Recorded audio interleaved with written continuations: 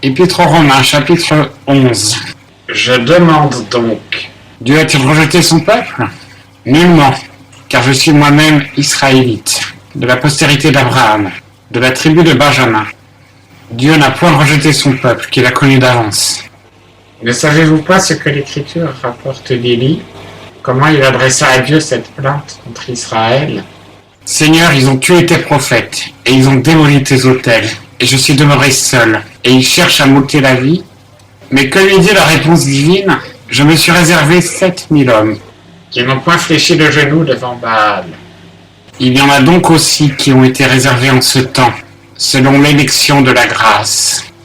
Or, si c'est par grâce, ce n'est plus par les œuvres. Autrement, la grâce ne serait plus une grâce. Au contraire, si c'est par les œuvres, ce n'est plus par la grâce. Autrement, les œuvres ne seraient plus les œuvres. Quoi donc? Ce qu'Israël recherche, il ne l'a point obtenu, mais les élus l'ont obtenu. Et les autres ont été endurcis. Selon qu'il est écrit, Dieu leur a donné un esprit d'étourdissement, des yeux pour ne point voir et des oreilles pour ne point entendre jusqu'à ce jour. Et David dit, que leur table leur soit un filet et un piège, une occasion de chute et leur salaire.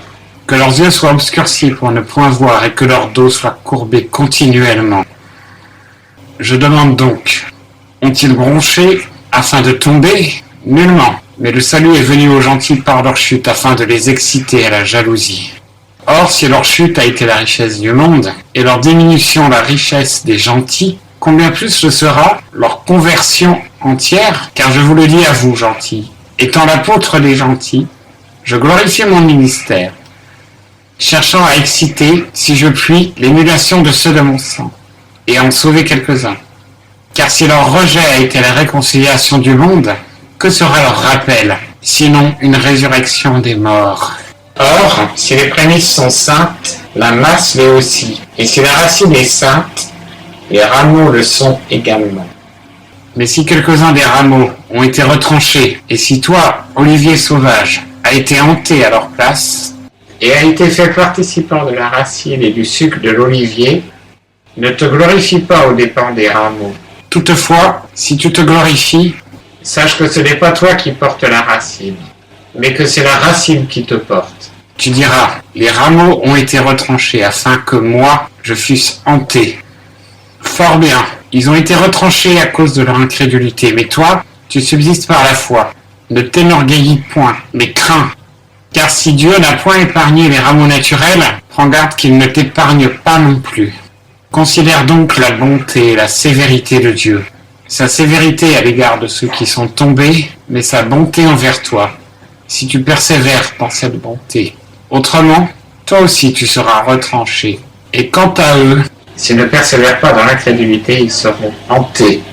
Car Dieu a le pouvoir de les hanter de nouveau.